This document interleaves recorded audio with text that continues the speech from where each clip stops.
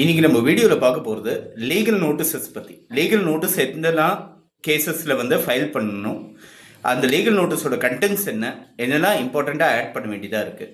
ரொம்ப முக்கியமாக ஒரு கேஸ் ஒன்று பற்றி பார்க்க போகிறோம். லீகல் நோட்டீஸில் இஷ்யூ பண்ணுற ஒரு சில ஸ்டேட்மெண்ட்ஸ், கொடுக்கப்படுற ஒரு சில ஸ்டேட்மெண்ட்ஸ் வந்து ஒருத்தருக்கு மான நஷ்டம் ஏற்படுத்திடுச்சுன்னா அவங்களால டிஃபமேஷன் கேஸ் ஒன்று ஃபைல் பண்ண முடியுமா, நோட்டீஸ் இஷ்யூ பண்ணவங்க மேலே, அதாவது ஒரிஜினல் பார்ட்டி மேலே ஒரு டிஃபமேஷன் கேஸ் வந்து ஒன்று இஷ்யூ பண்ண முடியுமா, ஃபைல் பண்ண முடியுமான்றத இன்னைக்கு வீடியோவில் நம்ம பார்க்க போகிறோம். ஃபர்ஸ்ட் லீகல் நோட்டீஸ் பற்றி தெரிஞ்சுக்க வேண்டிய விஷயங்கள். லீகல் நோட்டீஸில் 2 டைப் இருக்குது. ஸ்டாட்யூட்டரி லீகல் நோட்டீஸ் அப்படின்றது இருக்குது, அதாவது சட்டத்தால் கண்டிப்பாக கொடுக்க வேண்டிய ஒரு லீகல் நோட்டீஸ்ன்றது இருக்குது. Statutory legal notice, mandatory legal நோட்டீஸ்னு சொல்லுவாங்க. ஸ்டாட்யூட்டரியும் மேண்டேட்டரியும் வித்தியாசம் இருக்குது. ஸ்டாட்யூட்டரி வந்து இந்த சட்டப்பிரிவு கீழே ஒரு லீகல் நோட்டீஸ் இஷ்யூ பண்ணணுன்றது அவசியமாக இருக்குன்றது. மேண்டேட்டரின்றது இந்த சட்டத்துக்கு கீழே ஒரு நடவடிக்கை எடுக்கணும்னா அந்த லீகல் நோட்டீஸ் இஷ்யூ பண்ணாதான் அந்த நடவடிக்கை எடுக்க முடியும்ன்றது இருக்குது. ஸ்டாட்யூட்டரி லீகல் நோட்டீஸ்க்கு எக்ஸாம்பிள் பார்த்தோம்னா செக்ஷன் 80 சிவில் ப்ரொசீஜர் கோடில் ஒரு அரசு அதிகாரி மேலே இல்லை ஒரு கவர்மெண்ட் டிபார்ட்மெண்ட் மேலே ஒரு சிவில் வழக்கு ஒன்று ஃபைல் பண்ணணும் அப்படின்னா ஒரு நோட்டீஸ் ஒன்று கொடுக்கணும், கம்பல்சரி லீகல் நோட்டீஸ் ஒன்று கொடுக்கணுன்றது இருக்குது. இது வந்து statutory legal notice, notice under section 80 of civil procedure கோட்னே அந்த நோட்டீஸில் எழுத வேண்டியது அவசியம். மேண்டேட்டரி லீகல் நோட்டீஸ்ன்றது பார்த்தோம்னா standard example, statutory legal notice எல்லாமே மேண்டேட்டரி லீகல் நோட்டீஸ் தான், அதில் எந்த விதமான டிஃபரன்ஸும் இல்லை. அதில் வந்து இப்போது 138 கேஸ்ன்னு பார்த்துக்கோங்க, செக் பவுன்ஸ் கேஸ், கம்பல்சரியாக லீகல் நோட்டீஸ் கொடுக்கணும். அந்த மேண்டேட்டரின்றது இருக்குது. Notice under section 138 of NA ஆக்ட்னு போடணுன்றது அவசியமான்றது இல்லை.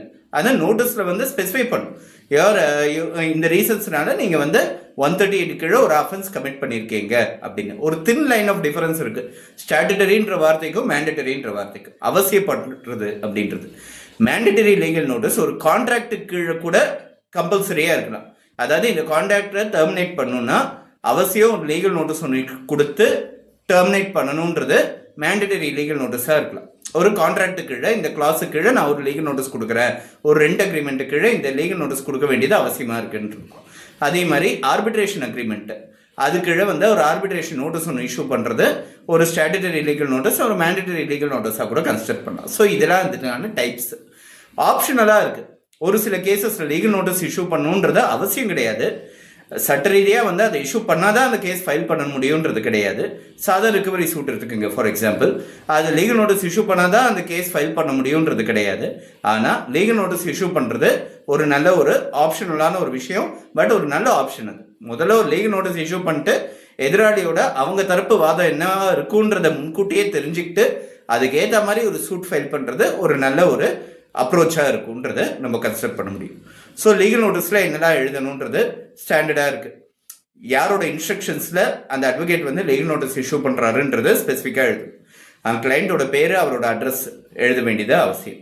அதே மாதிரி யார் மேலே லீகல் நோட்டீஸ் இஷ்யூ பண்ணுறாங்க அந்த அட்ரஸோட பேர், அட்ரஸ் வந்து எப்படியுமே அந்த லீகல் நோட்டீஸ் மேலே வந்து 2 சொல்லிட்டு போட போகிறோம்.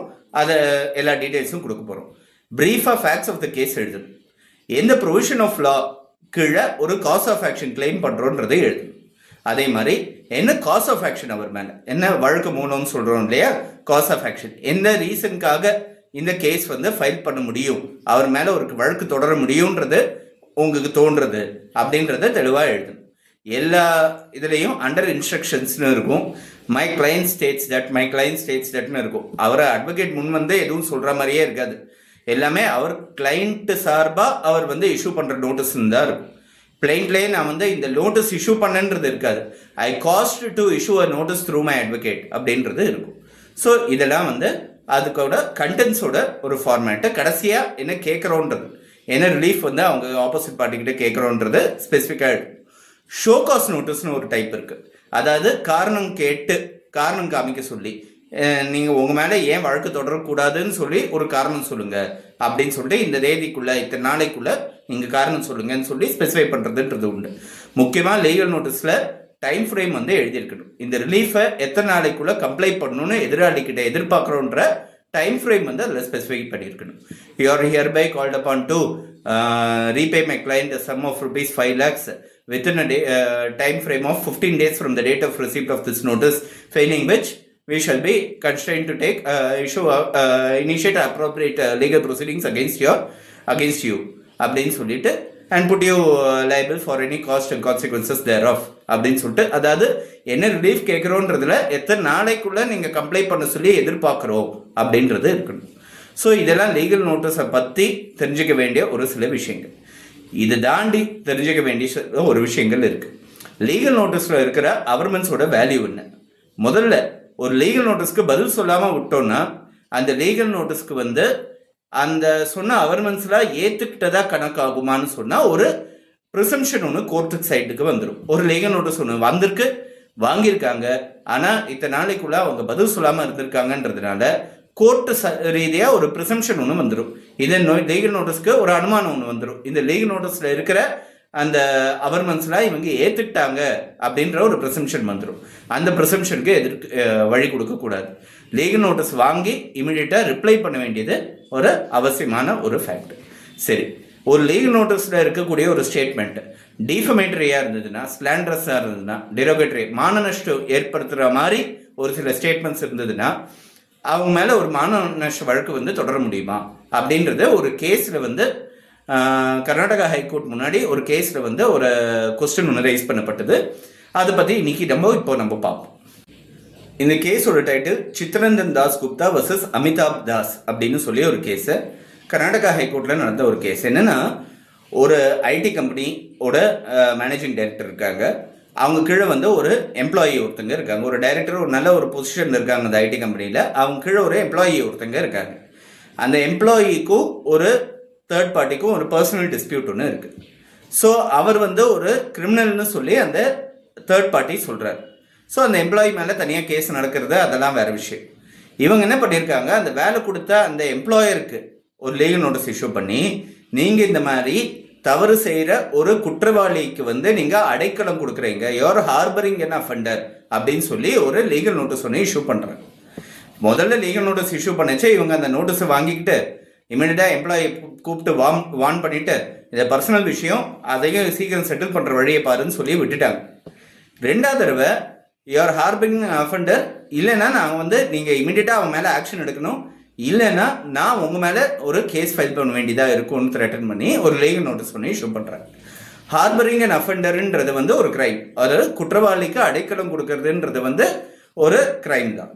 ஸோ இவரை ஒரு குற்றம் செஞ்சதா அக்யூஸ் பண்ணி ஒரு லீகல் நோட்டீஸ் பண்ணி இஷ்யூ பண்ணதுனால, இவர் எந்த குற்றமும் செய்யலன்றதுனால இவங்க என்ன பண்ணுறாங்க, ஒரு நல்ல ஒரு பொசிஷனில் இருக்காங்க, நல்ல ஒரு ஐடி கம்பெனி நடத்திட்டு அது மூலமாக சொசைட்டிக்கு நிறைய சர்வீஸ் பண்ணுறாங்க, டேக்ஸ் கட்டுறாங்க. இவங்களுக்கு இந்த மாதிரி நோட்டீஸ் வந்ததுனால அவங்க பிஸ்னஸ் பாதிக்கிறது, மன உளைச்சல் ஏற்படுறது அப்படின்றதுனால இவங்க என்ன பண்ணுறாங்க, ஒரு கம்ப்ளைண்ட் ஒன்று லான்ச் பண்ணி டிஃபமேஷன் கேஸ் பழைய இந்தியன் பீனல் கோடில் செக்ஷன் 499 செக்ஷன் 500 499 500 பழைய இந்தியன் பீனல் கோடில், இப்போ இருக்கிற பாரதிய நியாய சம்ஹிதாவில் செக்ஷன் 356 clause 1 356 clause 2 டிஃபமேஷன், அதாவது மான நஷ்டம், ஒரு குற்றவியல் வழக்காக இருக்கிறதுக்கு என்னெல்லாம் அடிப்படை இருக்குன்றது அதில் விவரமாக போட்டிருக்கு.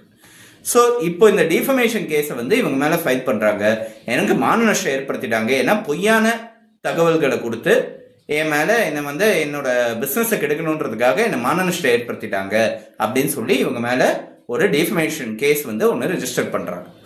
ஸோ இந்த டிஃபமேஷன் கேஸ் சம்மந்தமாக மேஜிஸ்ட்ரேட் கிட்டேருந்து ஒரு சம்மன்ஸ் ஒன்று வந்திருக்கு. சம்மன்ஸ் எடுத்துக்கிட்டு இவங்க நேரடியாக ஹைகோர்ட்டில் ஒரு பெட்டிஷன் போடுறாங்க, இந்த கேஸை குவாஷ் பண்ணணும், நசுக்கணும். ஏன்னா இது டிஃபமேஷனே கிடையாது, நான் செஞ்ச ஒரே தப்பு ஒரு லீகல் நோட்டீஸ் இஷ்யூ பண்ணது தான். அது தப்பாக இருந்ததுன்னா அது ஒரு குற்ற வழக்கு அப்படின்னு சொல்லி நம்ம எடுத்துக்க முடியாது. அதனோட உண்மைத்தன்மையை தெரிஞ்சுட்டு தான் நீங்கள் முடிவு பண்ணுமே தவிர்த்து நேரடியாக அந்த அவுட் செட் அது ஒரு அஃபென்ஸாக நீங்கள் ட்ரீட் பண்ணக்கூடாது அப்படின்னு சொல்லி இவர் என்ன பண்ணுறாரு, ஹைகோர்ட்டில் ஒரு குவாஷ் பெட்டிஷன் ஃபைல் பண்ணுறாங்க. ஸோ இதுதான் பொசிஷன், இதுதான் கேஸ். இது பப்ளிகேஷன் ஆஃப் இம்ப்யூட்டேஷன் ஒன்று இருக்குது டிஃபமேஷன் கேஸில். அதாவது அந்த இம்ப்யூட்டேஷன், அதாவது அந்த குற்றச்சாட்டை வெளியிடுறது அப்படின்னு இருக்கு. மூன்றாம் தரப்பினருக்கு தெரியற மாதிரி வெளியிடணும். அப்போதான் அந்த டிஃபமேஷன்ன்றது அர்த்தமாகும். சப்போஸிங் நான் ஒருத்தர்கிட்ட ஃபோனில் பேசும்போது ஒரு கெட்ட வார்த்தையில் திட்டுறேன்னா அது என் மேலே டிஃபமேஷன் வழக்குக்கு காரணமாகாது. பட் அதே சமயத்தில் ஒரு மைக்கை பிடிச்சி ஒருத்தர் கெட்ட வார்த்தையில் திட்டுறேன்னா அது டிஃபமேஷன் வழக்குக்கு காரணமாகும். அதே மாதிரி ஒரு மூன்றாம் தரப்பினருக்கு வந்து வெளியிடுற மாதிரி எதனா ஒரு ஸ்டேட்மெண்ட் கொடுத்தாங்கன்னா அது தவறு. அது வந்து ஒரு டிஃபமேட்டரி ரிமார்க், ஸ்லாண்டரஸ் ரிமார்க் அப்படின்னு சொல்லி எடுக்க முடியும்.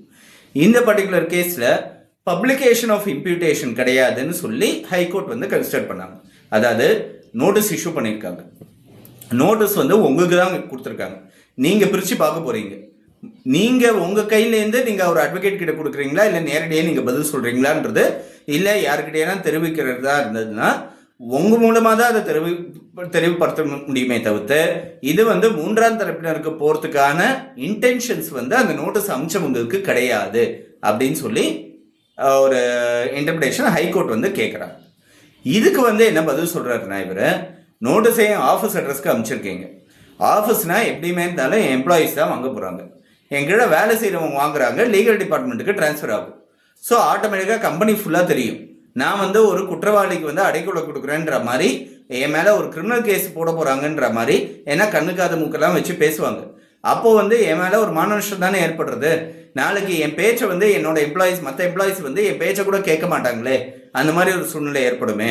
ரெண்டாவது, இந்த பர்டிகுலர் எம்ப்ளாயி வந்து என்ன ஒரே ஃபிட்டிங்கில் வந்து அவருக்கும் என்னையும் ஒரே பெடஸ்டலில் வச்சு பார்க்க ஆரம்பிச்சிருவாங்களே அப்படின்ற பிரச்சனைலாம் எனக்கு ஏற்படுறது. எல்லாம் இந்த டிஃபமேஷன் நோட்டீஸ்ன்றதுனால தானே. நான் எந்த குற்றவாளியை நான் ஹார்பர் பண்ணேன்? முதல்ல நீங்கள் நோட்டீஸ் இஷ்யூ பண்ணும்போது கூப்பிட்டு வார்ன் பண்ணிட்டேன், பர்சனல் விஷயமா இருந்தாலும் நீங்கள் பேசி தீர்த்துக்கங்கன்னு நான் சொல்லிட்டேன். இப்போ என்ன குற்றம் அவர் பண்ணிட்டாரு, என்ன குற்றவாளியை நான் வந்து அடைக்கலம் கொடுத்துட்டேன்னு சொல்லிட்டு தெளிவாக நீங்கள் எழுதலையே அப்படின்றது இவரோட வாதம். பட் அதே சமயத்தில் கோர்ட்டோட இன்டர்பிரேஷன் என்னன்னா, நீங்கள் சொல்கிறது சரியாக இருந்தாலும் இது வந்து ஒரு டிஃபமேட்டரி நோட்டீஸ்னு சொல்லி எடுத்துக்க முடியாது. இது ஒரு டிஃபமேஷன் கேஸுக்கு அடிப்படையாகாது. ஏன்னா இவர் வந்து ஒரு குற்றவாளியை நீங்கள் ஹார்பர் பண்ணல அப்படின்றதுக்கான டிஃபென்ஸ் வந்து நீங்கள் எடுக்கல. அதே மாதிரி மூன்றாம் தரப்பினருக்கு இது தெரிய வந்தது, இந்த நோட்டீஸோட கண்டென்ட்ஸ் வந்து மூன்றாம் தரப்பினருக்கு தெரிய வந்ததுன்னு சொல்லி ஏதான ஒரு மூன்றாவது தரப்பினரை வந்து நீங்கள் விட்னஸாக நீங்கள் இந்த கேஸில் சேர்க்கலை. ஸோ அப்படி இருக்கும்போது மூன்றாவது தேர்ட் பர்சனுக்கு வந்து இது போகவே இல்லைன்றதுனால there is no publication of imputation அப்படின்னு சொல்லி இந்த பர்டிகுலர் கேஸில் வந்து கோர்ட் வந்து ரூல் பண்ணியிருக்காங்க. ஸோ இதை பேஸ் பண்ணி டிஃபமேட்டரி ஸ்டேட்மெண்ட்ஸ் இருந்தாலும் கூட, தவறான ஸ்டேட்மெண்ட்ஸ் இருந்தாலும் கூட லீகல் நோட்டீஸில் இருந்ததுன்றதுனால உங்ககிட்ட மட்டும்தான் கொடுத்துருக்குன்றதுனால இது வந்து டிஃபமேஷன் கேஸ் போட முடியாது அப்படின்னு கர்நாடகா ஹைகோர்ட் கொடுத்த முக்கியமான ஒரு ஜட்ஜ்மெண்ட். இது டிஃபமேஷன் கேஸ் சம்பந்தப்பட்ட முக்கியமான ஜட்ஜ்மெண்ட்.